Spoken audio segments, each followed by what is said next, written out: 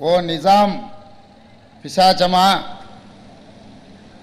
కానరాడు నిన్ను బోలిన రాజు, మాకెన్నడేని తీగలను తెంపి అగ్నిలో దింపినావు. నా తెలంగాణ కోటి రతనాల వీణ.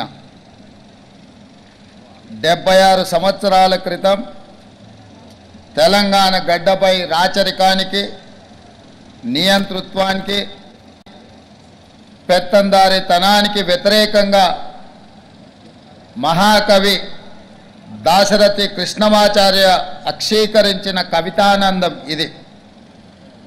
అక్షర యోధులు ఒకవైపు, సాయుధ వీరులు మరోవైపు. నిరంకుశ రాజును, ఆనాటి రాచరిక వ్యవస్థను ముట్టడించి తెలంగాణ బానిస సంఖ్యలు తెంచిన చారిత్రాత్మక ఘట్టం 1948 సెప్టెంబర్ 17న ఇదే హైదరాబాదు గడ్డపై ఆవిష్కృతమైంది. ఒక ప్రాంతానికో, ఒక కులానికో, ఒక మతానికో వ్యతిరేకంగా జరిగిన పోరాటం కాదు ఇది. ఒక జాతి తన స్వేచ్ఛ కోసం, ఆత్మగౌరవం కోసం రాచరిక పోకడలపై చేసిన తిరుగుబాటు. తెలంగాణ అంటే త్యాగం. ఈ త్యాగాలకు ఆద్యుడు దొడ్డి కొమరయ్య లాంటి ఎంతోమంది వీరులు తమ ప్రాణాలను ఒడ్డి సాయుధ పోరాటానికి ఊపిరి పోసిన గొప్ప వ్యక్తులు దొడ్డి కొమరయ్యతో పాటు ఎంతోమంది వీరులు. నాటి సాయుధ పోరాటంలో ఎందరో ప్రాణ త్యాగాలు చేశారు, జీవితాలు త్యాగం చేశారు. సర్వం కోల్పోయిన లక్ష్య సాధనలో వెనుకంజ వేయలేదు. ఆనాటి సాయుధ పోరాటంలో ప్రాణాలు వదిలిన అమరవీరులకు ఈ సందర్భంగా ఘనమైన నివాళిని అర్పిస్తున్నాను. 4 కోట్ల తెలంగాణ ప్రజలకు ప్రజాపాలన దినోత్సవ శుభాకాంక్షలు తెలియజేస్తున్నాను. సెప్టెంబర్ 17 తెలంగాణ ప్రస్థానంలో అత్యంత కీలకమైన రోజు. ఈ శుభదినాన్ని ఎలా నిర్వహించుకోవాలన్న విషయంలో ఇప్పటి వరకు భిన్న అభిప్రాయాలు ఉన్నాయి. కొందరు విలీన దినోత్సవం అని, కొందరు విమోచన దినోత్సవం అని సంబోధిస్తున్నారు. ప్రజాప్రభుత్వం అధికారంలోకి వచ్చిన తర్వాత సెప్టెంబర్ 17ను అధికారికంగా నిర్వహించాలని నిర్ణయించినాం. లోతైన ఆలోచన ప్రజాపాలన దినోత్సవంగా సెప్టెంబర్ 17న జరుపుకోవడం సముచితంగా ఉంటుందని మేమందరం భావించాం. సెప్టెంబర్ 17 1948 నాడు తెలంగాణ ప్రజలు నిజాం రాచరిక వ్యవస్థను కూలదోసి ప్రజాస్వామ్య ప్రస్థానానికి నాంది పలికారు. ఇది తెలంగాణ ప్రజల విజయం. ఇందులో రాజకీయాలకు తావు లేదు. రాజకీయ ప్రయోజన కోణంలో దీనిని చూడటం అవివేకం అవుతుంది.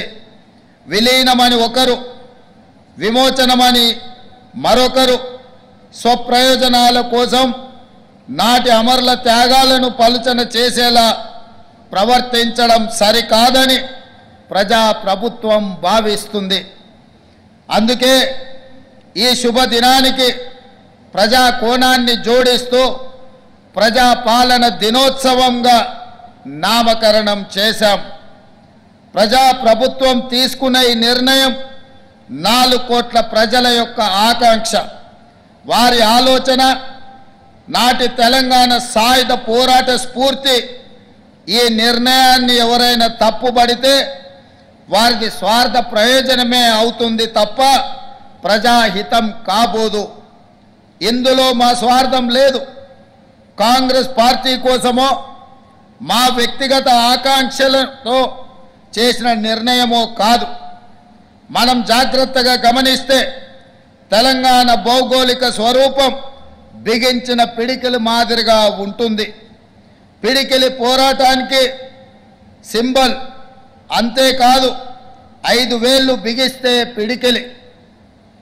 తెలంగాణలో అన్ని జాతులు, అన్ని కులాలు, మతాలు కలిసికట్టుగా ఉంటాయన్న సందేశం ఇందులో ఇమిడి ఉంది. ఈ ఐక్యతను, ఈ సమైక్యతను దెబ్బతీసే విధంగా సెప్టెంబర్ 17ను కొందరు వివాదాస్పదం చేసే ప్రయత్నం క్షమించరాని విషయం. బిగించిన పిడికిలి కొండలనైనా పిండి చేయగలదు. ఐక్యంగా సమైక్యంగా ఉండే తెలంగాణకు బిగించిన పిడికిలి ఉన్నంత శక్తి ఉంది. ఇది 4 కోట్ల ప్రజల పిడికిలి. ఇది ఎప్పటికీ ఇలాగే ఉండాలి.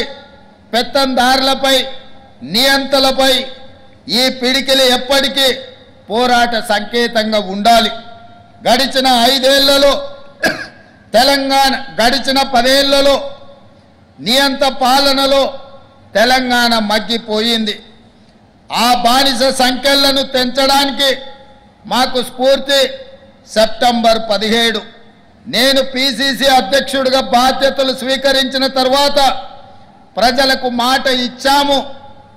తెలంగాణను నియంత పాలన నుండి విముక్తి చేస్తామని ప్రజలకు చెప్పాము.